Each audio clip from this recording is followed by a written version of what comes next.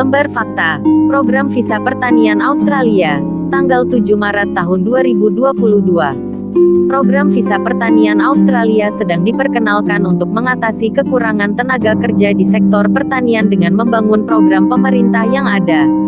Ini adalah kontribusi jangka panjang untuk pasokan tenaga kerja Australia. Dimaksudkan untuk mendukung sektor pertanian dan industri primer Australia karena mereka berusaha untuk mencapai nilai 100 miliar dolar pada tahun 2030. Ini adalah aliran visa subkelas pekerjaan sementara, hubungan internasional, 403. Program ini memenuhi komitmen pemerintah Australia untuk menerapkan secara luas. Mulai visa untuk mendukung pertumbuhan industri pertanian Australia. Ini akan tersedia untuk karyawan di berbagai sektor pertanian dan tingkat keterampilan. Australia telah memulai diskusi dengan sejumlah kecil negara di Asia Tenggara dengan perekrutan dimulai setelah negosiasi selesai. Diskusi dengan Indonesia sudah maju. Rinciannya diharapkan akan diselesaikan dalam waktu dekat. Visa pertanian adalah program visa yang disponsori, beroperasi dengan majikan yang disetujui dan perlindungan pekerja yang kuat. Program ini akan memberikan fleksibilitas bagi pekerja untuk berpindah antara majikan yang disetujui tanpa mengorbankan standar tenaga kerja dan merusak perlindungan pekerja. Program visa pertanian akan melengkapi skema mobilitas tenaga kerja Australia Pasifik, skema PALM, yang ada. Skema PALM akan tetap menjadi skema utama untuk memenuhi kekurangan tenaga kerja pertanian. Bagaimana program visa pertanian dilaksanakan? Program visa pertanian dikelola oleh Departemen Luar Negeri dan Perdagangan, DFAT, dengan memanfaatkan pengalamannya dengan skema PALM yang sukses. Departemen Dalam Negeri bertanggung jawab untuk memproses semua aplikasi visa dan sponsor, serta memberikan dukungan operasional dengan pasukan perbatasan Australia untuk memastikan integritas visa yang berkelanjutan. Departemen Pertanian, Air dan Lingkungan bertanggung jawab untuk memastikan bahwa kebutuhan sektor industri primer yang relevan terpenuhi. Fair Work Ombudsman bertanggung jawab untuk memastikan perlindungan dan penegakan karyawan, hak-hak pekerja, sektor dan keterampilan apa yang tercakup dalam program visa pertanian. Program visa pertanian akan mendukung perekrutan karyawan di berbagai sektor pertanian, termasuk hortikultura, susu, wool, biji-bijian, perikanan, termasuk aquakultur, dan kehutanan, termasuk layanan pendukung dan pemrosesan primer. Program visa pertanian akan menargetkan karyawan berketerampilan, semi-terampil, dan berketerampilan rendah dalam pekerjaan tertentu di seluruh sektor ini. Pada fase awal, rekrutmen akan difokuskan pada pekerjaan dengan keterampilan rendah, dan ini akan diperluas seiring dengan berkembangnya program. Karyawan harus memiliki pengalaman dan/atau kualifikasi untuk mulai bekerja pada tingkat keterampilan dan pekerjaan yang mereka rekrut jika relevan.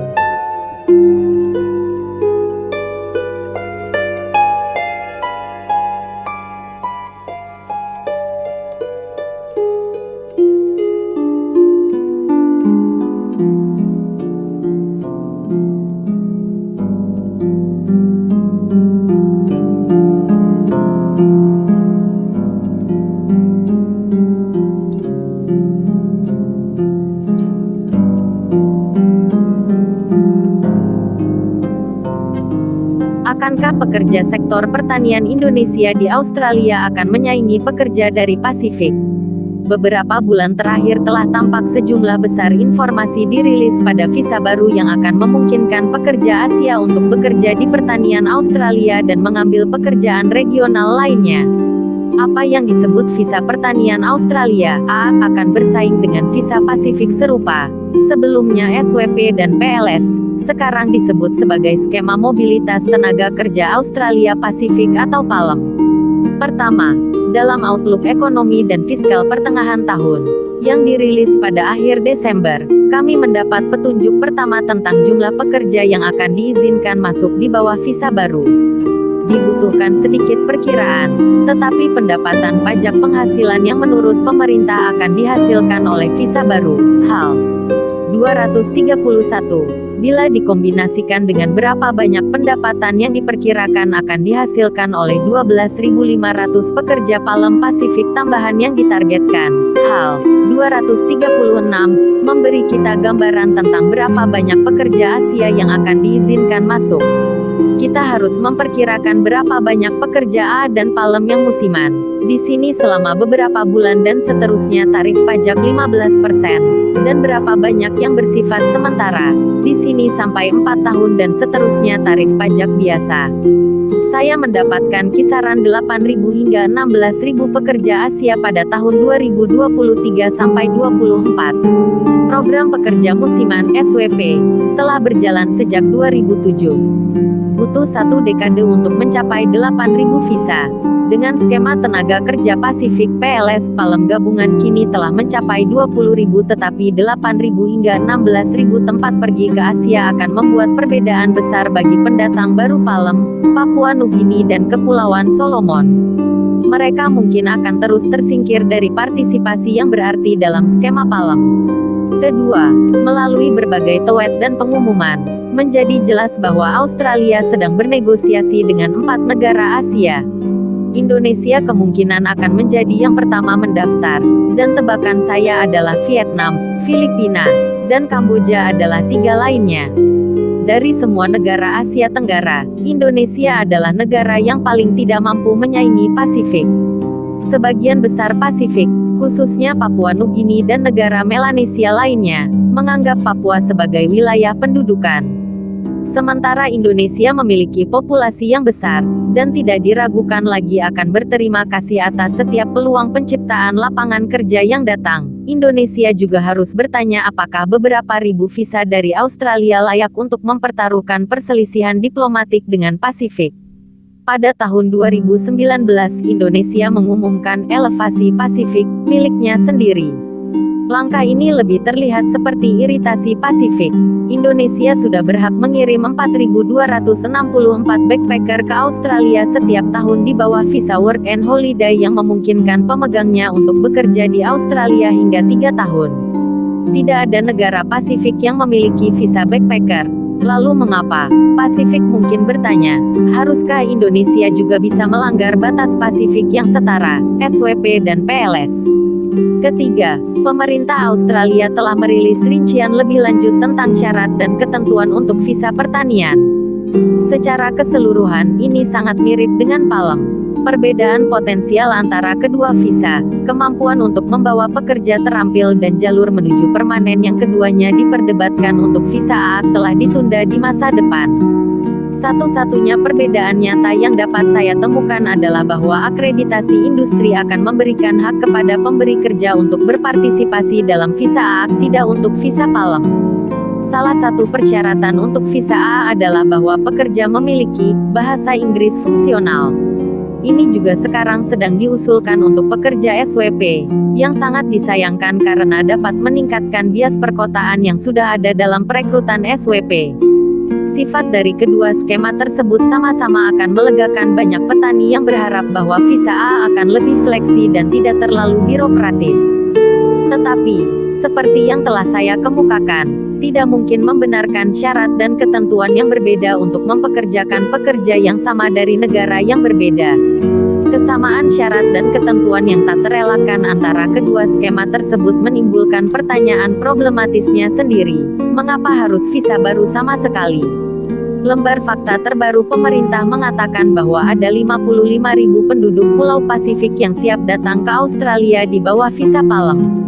Lalu mengapa kami mengambil 8-16,000 dari Asia? Jawaban implisit, terkadang eksplisit, dari pemerintah selalu bahwa visa baru akan lebih fleksibel. Sekarang tanggapan itu tidak lagi tersedia. Seseorang perlu menanyakan pertanyaan berikut kepada Menteri Pertanian. Jika visa baru merekrut pekerja untuk melakukan pekerjaan yang sama dengan pekerja Palem dari Pasifik di bawah syarat dan ketentuan yang sama, dan tidak ada kekurangan pekerja dari Pasifik, mengapa kami memperkenalkan visa baru untuk pekerja Asia, sehingga merusak Pacific Step Up?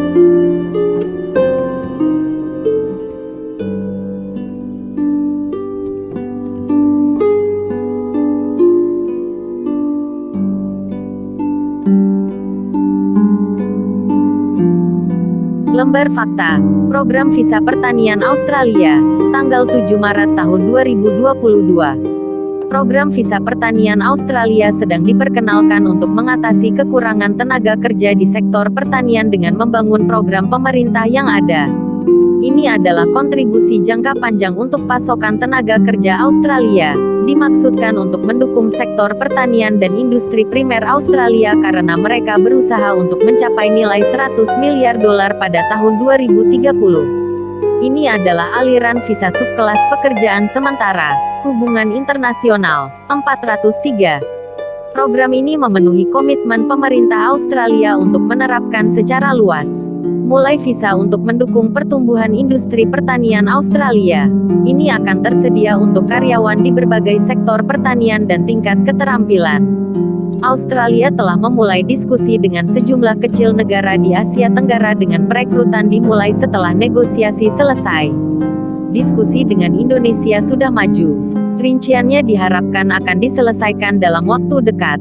Visa pertanian adalah program visa yang disponsori, beroperasi dengan majikan yang disetujui dan perlindungan pekerja yang kuat. Program ini akan memberikan fleksibilitas bagi pekerja untuk berpindah antara majikan yang disetujui tanpa mengorbankan standar tenaga kerja dan merusak perlindungan pekerja. Program visa pertanian akan melengkapi skema mobilitas tenaga kerja Australia Pasifik, skema PALM, yang ada. Skema PALM akan tetap menjadi skema utama untuk memenuhi kekurangan tenaga kerja pertanian. Bagaimana program visa pertanian dilaksanakan? Program visa pertanian dikelola oleh Departemen Luar Negeri dan Perdagangan, DFAT, dengan memanfaatkan pengalamannya dengan skema PALM yang sukses. Departemen Dalam Negeri bertanggung jawab untuk memproses semua aplikasi visa dan sponsor, serta memberikan dukungan operasional dengan pasukan perbatasan Australia untuk memastikan integritas visa yang berkelanjutan. Departemen Pertanian, Air dan Lingkungan bertanggung jawab untuk memastikan bahwa kebutuhan sektor industri primer yang relevan terpenuhi.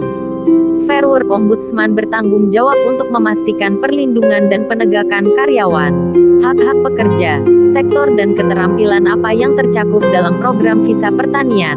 Program visa pertanian akan mendukung perekrutan karyawan di berbagai sektor pertanian, termasuk hortikultura, susu, wool, biji-bijian, perikanan, termasuk aquakultur, dan kehutanan, termasuk layanan pendukung dan pemrosesan primer. Program visa pertanian akan menargetkan karyawan berketerampilan, semi-terampil, dan berketerampilan rendah dalam pekerjaan tertentu di seluruh sektor ini. Pada fase awal, rekrutmen akan difokuskan pada pekerjaan dengan keterampilan rendah, dan ini akan diperluas seiring dengan berkembangnya program. Karyawan harus memiliki pengalaman dan/atau kualifikasi untuk mulai bekerja pada tingkat keterampilan dan pekerjaan yang mereka rekrut jika relevan.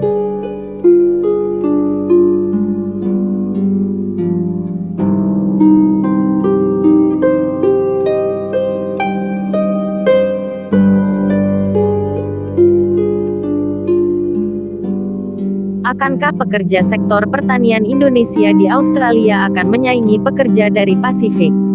Beberapa bulan terakhir telah tampak sejumlah besar informasi dirilis pada visa baru yang akan memungkinkan pekerja Asia untuk bekerja di pertanian Australia dan mengambil pekerjaan regional lainnya. Apa yang disebut visa pertanian Australia akan bersaing dengan visa Pasifik serupa. Sebelumnya SWP dan PLS, sekarang disebut sebagai skema mobilitas tenaga kerja Australia Pasifik atau PALM. Pertama, dalam Outlook Ekonomi dan Fiskal pertengahan tahun, yang dirilis pada akhir Desember, kami mendapat petunjuk pertama tentang jumlah pekerja yang akan diizinkan masuk di bawah visa baru. Dibutuhkan sedikit perkiraan, tetapi pendapatan pajak penghasilan yang menurut pemerintah akan dihasilkan oleh visa baru, HAL 231, bila dikombinasikan dengan berapa banyak pendapatan yang diperkirakan akan dihasilkan oleh 12.500 pekerja PALM Pasifik tambahan yang ditargetkan, HAL 236, memberi kita gambaran tentang berapa banyak pekerja Asia yang akan diizinkan masuk. Kita harus memperkirakan berapa banyak pekerja A dan PALM yang musiman, Di sini selama beberapa bulan dan seterusnya tarif pajak 15%. Dan berapa banyak yang bersifat sementara. Di sini sampai 4 tahun dan seterusnya tarif pajak biasa. Saya mendapatkan kisaran 8.000 hingga 16.000 pekerja Asia pada tahun 2023 sampai 24. Program pekerja musiman SWP telah berjalan sejak 2007. Butuh 1 dekade untuk mencapai 8.000 visa. Dengan skema tenaga kerja Pasifik PLS Palem gabungan kini telah mencapai 20.000 tetapi 8.000 hingga 16.000 tempat pergi ke Asia akan membuat perbedaan besar bagi pendatang baru Palem, Papua Nugini dan Kepulauan Solomon. Mereka mungkin akan terus tersingkir dari partisipasi yang berarti dalam skema Palem. Kedua, melalui berbagai tweet dan pengumuman, menjadi jelas bahwa Australia sedang bernegosiasi dengan 4 negara Asia. Indonesia kemungkinan akan menjadi yang pertama mendaftar, dan tebakan saya adalah Vietnam, Filipina, dan Kamboja adalah 3 lainnya. Dari semua negara Asia Tenggara, Indonesia adalah negara yang paling tidak mampu menyaingi Pasifik. Sebagian besar Pasifik, khususnya Papua Nugini dan negara Melanesia lainnya, menganggap Papua sebagai wilayah pendudukan. Sementara Indonesia memiliki populasi yang besar, dan tidak diragukan lagi akan berterima kasih atas setiap peluang penciptaan lapangan kerja yang datang. Indonesia juga harus bertanya apakah beberapa ribu visa dari Australia layak untuk mempertaruhkan perselisihan diplomatik dengan Pasifik. Pada tahun 2019 Indonesia mengumumkan elevasi Pasifik miliknya sendiri. Langkah ini lebih terlihat seperti iritasi Pasifik. Indonesia sudah berhak mengirim 4.264 backpacker ke Australia setiap tahun di bawah visa work and holiday yang memungkinkan pemegangnya untuk bekerja di Australia hingga 3 tahun. Tidak ada negara Pasifik yang memiliki visa backpacker. Lalu mengapa? Pasifik mungkin bertanya, haruskah Indonesia juga bisa melanggar batas Pasifik yang setara, SWP dan PLS? Ketiga, pemerintah Australia telah merilis rincian lebih lanjut tentang syarat dan ketentuan untuk visa pertanian. Secara keseluruhan, ini sangat mirip dengan Palem. Perbedaan potensial antara kedua visa, kemampuan untuk membawa pekerja terampil dan jalur menuju permanen yang keduanya diperdebatkan untuk visa A telah ditunda di masa depan. Satu-satunya perbedaan nyata yang dapat saya temukan adalah bahwa akreditasi industri akan memberikan hak kepada pemberi kerja untuk berpartisipasi dalam visa A, tidak untuk visa Palem. Salah satu persyaratan untuk visa A adalah bahwa pekerja memiliki bahasa Inggris fungsional. Ini juga sekarang sedang diusulkan untuk pekerja SWP, yang sangat disayangkan karena dapat meningkatkan bias perkotaan yang sudah ada dalam perekrutan SWP. Sifat dari kedua skema tersebut sama-sama akan melegakan banyak petani yang berharap bahwa visa A akan lebih fleksi dan tidak terlalu birokratis. Tetapi, seperti yang telah saya kemukakan, tidak mungkin membenarkan syarat dan ketentuan yang berbeda untuk mempekerjakan pekerja yang sama dari negara yang berbeda. Kesamaan syarat dan ketentuan yang tak terelakkan antara kedua skema tersebut menimbulkan pertanyaan problematisnya sendiri. Mengapa harus visa baru sama sekali? Lembar fakta terbaru pemerintah mengatakan bahwa ada 55.000 penduduk Pulau Pasifik yang siap datang ke Australia di bawah visa Palem. Lalu mengapa kami mengambil 8-16,000 dari Asia? Jawaban implisit, terkadang eksplisit, dari pemerintah selalu bahwa visa baru akan lebih fleksibel. Sekarang tanggapan itu tidak lagi tersedia. Seseorang perlu menanyakan pertanyaan berikut kepada Menteri Pertanian. Jika visa baru merekrut pekerja untuk melakukan pekerjaan yang sama dengan pekerja Palem dari Pasifik di bawah syarat dan ketentuan yang sama, dan tidak ada kekurangan pekerja dari Pasifik, mengapa kami memperkenalkan visa baru untuk pekerja Asia, sehingga merusak Pacific Step Up?